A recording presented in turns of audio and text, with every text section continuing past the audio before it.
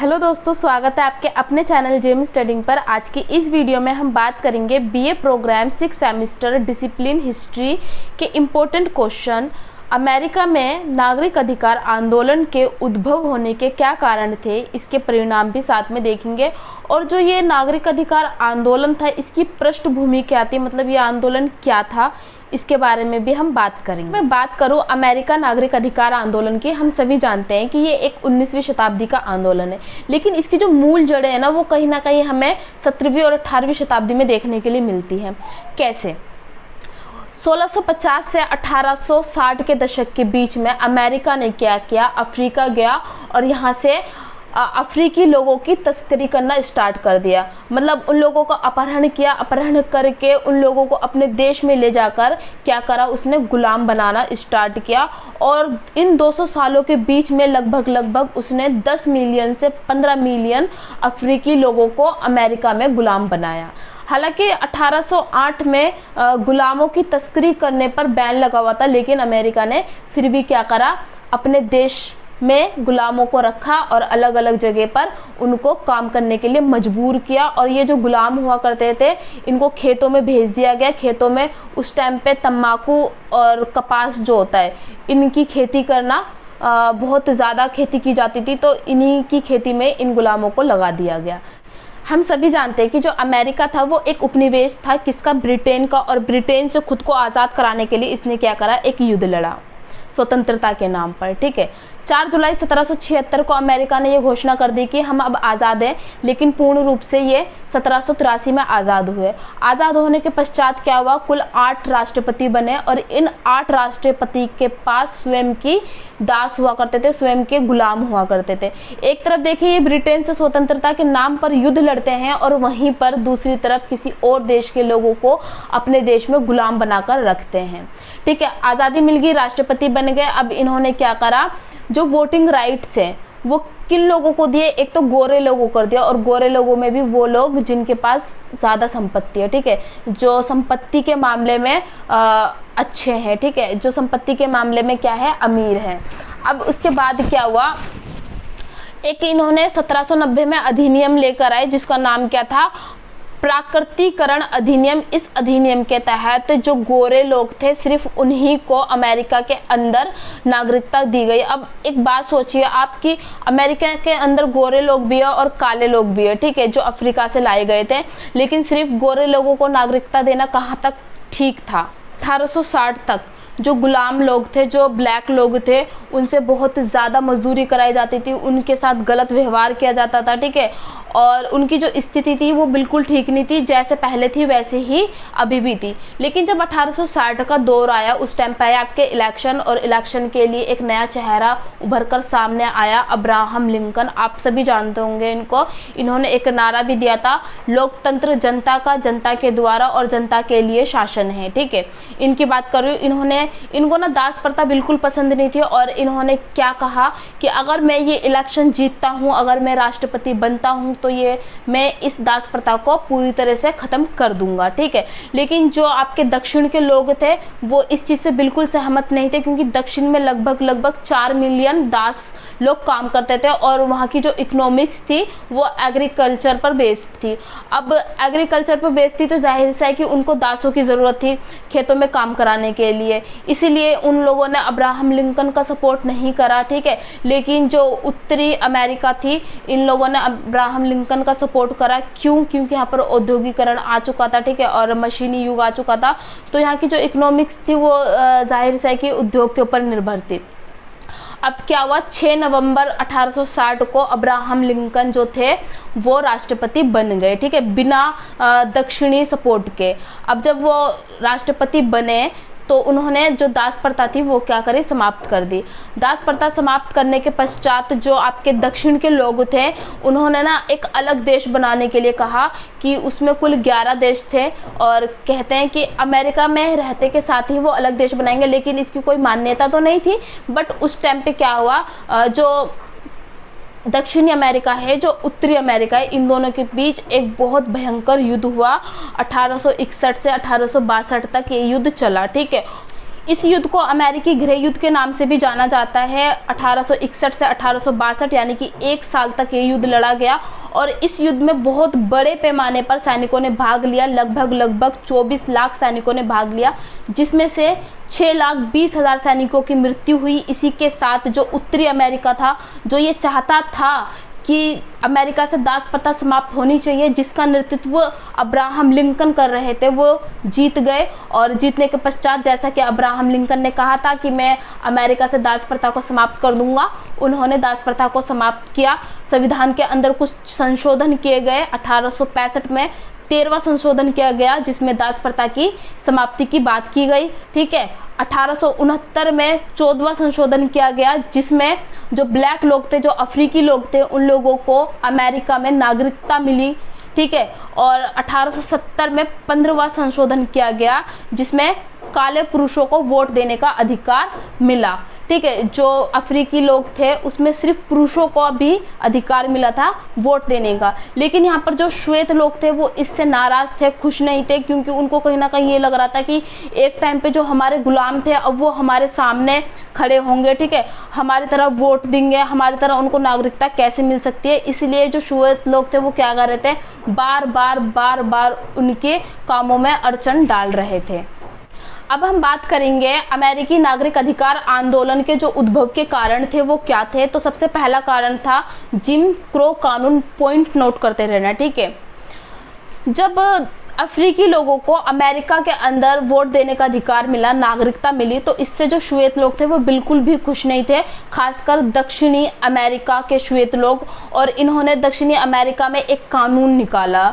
इस कानून के तहत जो नस्लीय भेदभाव है इसको बढ़ावा मिला।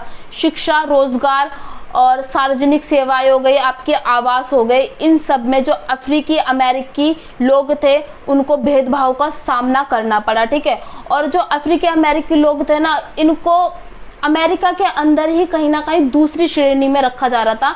मतलब इनके साथ समानता का व्यवहार नहीं किया जा रहा था। शिक्षा में देखा जाए तो इनके साथ भेदभाव किया जा रहा था, रोजगार के अंदर भेदभाव किया जा रहा था, अच्छे जो पद हैं इनको नहीं दिए जा रहे थे। ठीक है, सार्वजनिक जो सेवाएं हैं जैसे आपकी बस हो गई, पार्क हो गई, इन सब में भी इनके साथ भेदभाव किया जा रहा था, जिसके चलते इनके जो मन में संघर्ष की भावना उत्पन्न हुई, आंदोलन की भावना उत्पन्न हुई। और कहीं ना कहीं देखा जाए तो ये एक कारण बना, जो ये कानून लेकर आए थे दक्षिणी अमेरिका के लोग, ये कारण बना किसका, अमेरिकी आंदोलन का, अमेरिका में नागरिक अधिकार आंदोलन का। ठीक, सेकंड कारण क्या था आपका, जब अफ्रीकी लोगों को अमेरिका के अंदर वोट देने का अधिकार मिला, नागरिकता मिली, तो श्वेत लोग बिल्कुल भी खुश नहीं थे।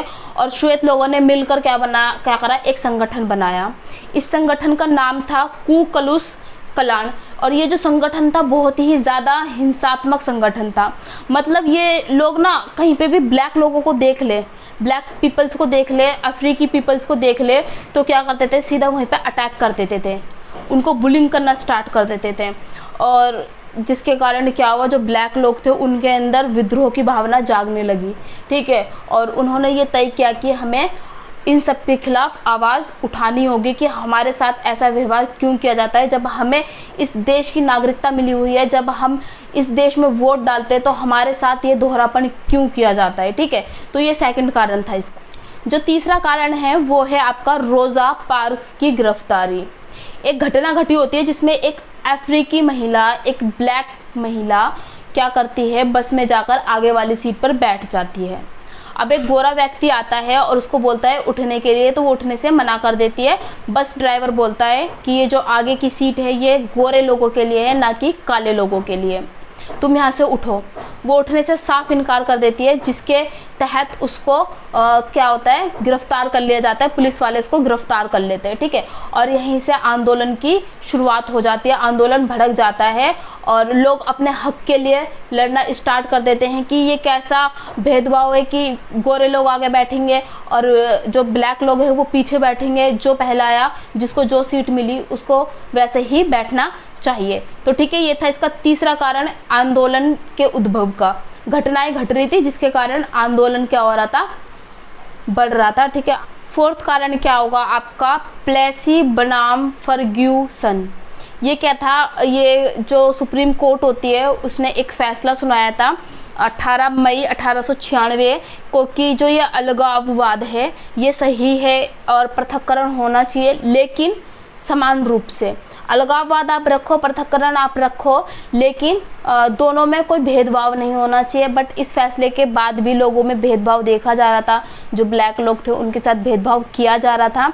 बट वो ये ना कि जो कोर्ट वगैरह होती है या कानून होते हैं वो बस सुनाने के लिए सुना दिए जाते हैं, बाद में उस पर क्या रिएक्शन हो रहा है, लोग बात मान रहे या नहीं मान रहे, उस पर कोई ध्यान नहीं देता। ठीक है, तो कहीं ना कहीं ये भी एक कारण बनाते कि जो वहाँ की सुप्रीम कोर्ट थी वो पृथक्करण के सपोर्ट में थी कि पृथक्करण तो होना चाहिए लेकिन बिना भेदभाव के साथ।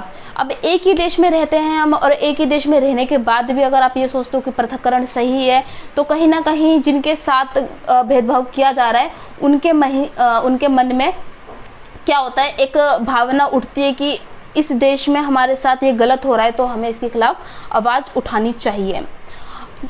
नेक्स्ट कारण क्या लिखोगे आप? द्वितीय विश्व युद्ध में अपनी महत्वपूर्ण भूमिका निभाने के पश्चात भी उनके साथ भेदभाव।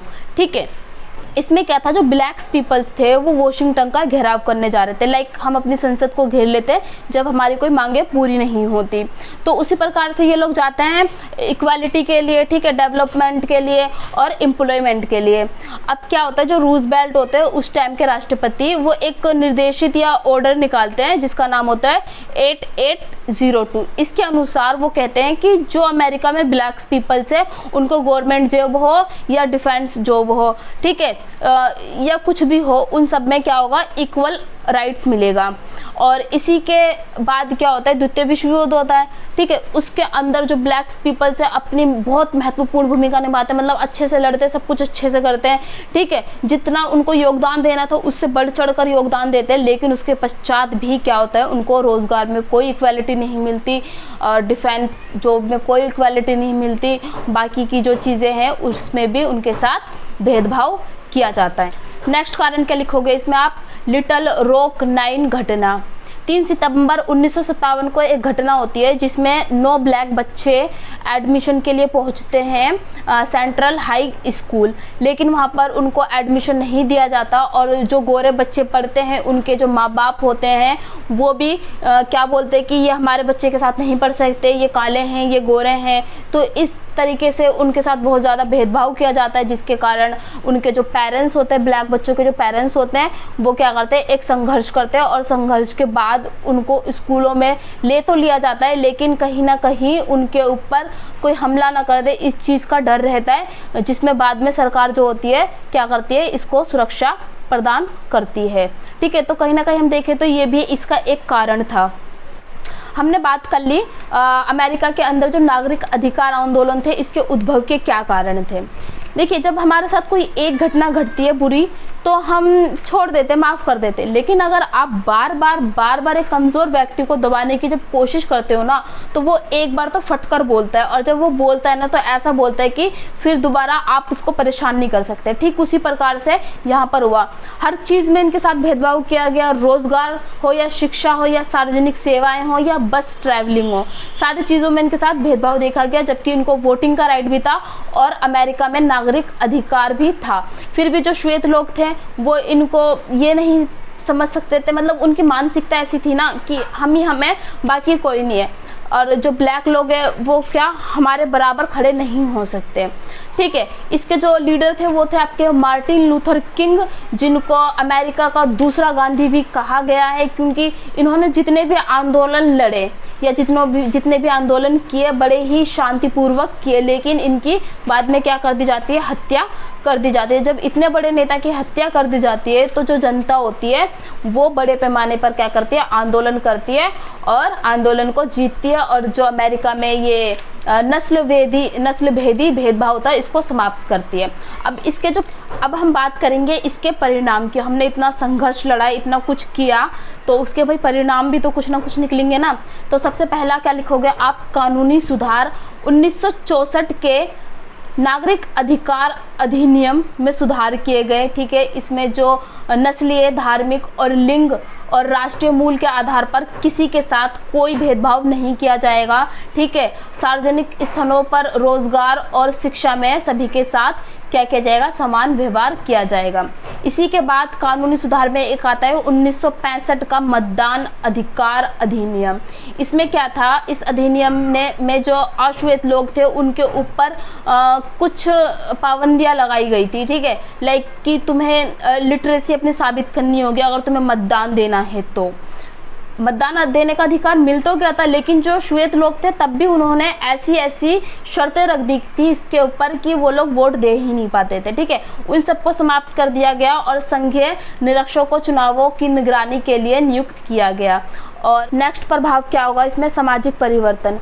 जो अश्वेत समुदाय था उसका सशक्तिकरण हुआ, ठीक है। नागरिक अधिकार आंदोलन ने श्वेत अमेरिकियों को सामाजिक, आर्थिक और राजनीतिक रूप से क्या किया, मजबूत किया, और इन क्षेत्रों में ना वो अब आगे बढ़ गए सबसे, ठीक है। और इसी के साथ जागरूकता और मानसिकता में बदलाव आया। आंदोलन ने नस्लीय समानता और सामाजिक न्याय के महत्व पर राष्ट्रीय जागरूकता बढ़ाई। भेदभाव और नस्लवाद के खिलाफ समाज की मानसिकता में परिवर्तन आया, ठीक। नेक्स्ट परिणाम क्या आता है, राजनीति के अंदर प्रभाव देखने के लिए मिलते हैं। अफ्रीकी अमेरिकी राजनीति प्रतिनिधित्व। अब इसमें क्या हुआ, जो अश्वेत लोग थे, जो ब्लैक लोग थे, जो अफ्रीकी अमेरिकी थे, वो राजनीतिक रूप से पदों पर देखे गए, ठीक है। और 2008 में बराक ओबामा का राष्ट्रपति चुना जाना इस प्रक्रिया के लिए एक मील के पत्थर के रूप में साबित हुआ। सेकंड इसी के अंदर आता है वोटिंग अधिकारों का विस्तार हुआ। अब जैसे ये आंदोलन लड़ा गया ना, उसके बाद जो मतदाता की संख्या थी वो कैसे बढ़ी, जो अल्पसंख्यक लोग थे उनको भी वोटिंग का अधिकार दिया जाने लगा, ठीक है। अब इसके बाद अगला क्या आ जाएगा, शैक्षिक सुधार, शिक्षा में सुधार, ठीक है। स्कूलों का एकीकरण किया गया। ब्राउन बनाम बोर्ड ऑफ एजुकेशन 1954 के फैसले के बाद स्कूलों में नस्लीय अलगाव या पृथक्करण को समाप्त कर दिया गया, ठीक है। अब चाहे गोरे हों चाहे काले हों, दोनों एक साथ पढ़ेंगे, और इसने शिक्षा में समानता की दिशा को महत्वपूर्ण रूप दिया। शिक्षा में अवसरों का विस्तार हुआ। शिक्षा में विविधता और समावेशों को बढ़ावा दिया गया, जिससे अल्पसंख्यक छात्रों के लिए उच्च शिक्षा और छात्रवृत्तियां के अवसर बढ़े। नेक्स्ट प्रभाव क्या लिखोगे, आर्थिक सुधार हुए। पहले क्या होता था, जो अश्वेत लोग थे उनके साथ असमान व्यवहार किया जाता था, ठीक है। लेकिन अब जो श्वेत हो या अश्वेत हो, दोनों के साथ रोजगार में समान व्यवहार किया जाएगा। तो पहला पॉइंट क्या लिखोगे, आर्थिक सुधार, उसमें सब टाइटल डालोगे रोजगार में समानता। इसी में नेक्स्ट क्या लिखोगे, आर्थिक सुधार कार्यक्रम किए गए। जो गरीबी उन्मूलन है इसको हटाने के लिए नए नए अवसर दिए गए और गरीबी से संबंधित नए नए कार्यक्रम किए गए, ठीक है। उसके बाद आ जाएगा आपका सांस्कृतिक प्रभाव। इसमें क्या था, संस्कृति और कला में परिवर्तन आए। नागरिक अधिकार आंदोलन ने साहित्य, संगीत और कला में, फिल्म में नस्लीय समानता और सामाजिक न्याय के विषयों को क्या किया, मुख्य धारा में लाया गया, ठीक है। जैसे जो फिल्म बनने लगे उसमें जो नस्लवादी भेदभाव है उस चीज़ को दिखाया गया और उस चीज़ को कैसे समाप्त करना है वो सब दिखाया गया। मीडिया और मनोरंजन में प्रतिनिधित्व। अश्वेत और अन्य अल्पसंख्यक समूहों का मीडिया और मनोरंजन उद्योग में प्रतिनिधित्व बढ़ा, जिससे विविधता और समावेश में क्या हुआ, समावेश को बढ़ावा मिला। इसके निष्कर्ष की बात करें हम तो अमेरिका में नागरिक अधिकार आंदोलन ने कानूनी, सामाजिक और राजनीतिक रूप से क्या करा, व्यापक और स्थायी परिवर्तन किए, ठीक है। इसने नस्लीय भेदभाव को समाप्त किया और समानता और न्याय की स्थापना की। विभिन्न अल्पसंख्यक समूहों के लिए अधिकारों और अवसरों को इसने क्या करा, बढ़ाया, ठीक है। और जो गरीब थे उनके लिए रोजगार कार्यक्रम बनाए गए, ठीक है। और जो ये आंदोलन था ये एक तरफ से देखा जाए तो सफल रहा, लेकिन आज भी कहीं ना कहीं अमेरिका के अंदर हम भेदभाव देखते हैं। अभी 2020 में एक किस्सा हुआ था जिसमें एक अश्वेत व्यक्ति को एक पुलिस वाले ने दम घोट कर उसको क्या कर दिया था, मार दिया था, ठीक है। तो आज भी हम देखते हैं कि जो श्वेत हैं और अश्वेत हैं उनमें कहीं ना कहीं भेदभाव है, लेकिन इस आंदोलन के बाद से ये भेदभाव बहुत कम देखने के लिए। अगर आपको वीडियो अच्छी लगी हो तो चैनल को लाइक, सब्सक्राइब ज़रूर करना है।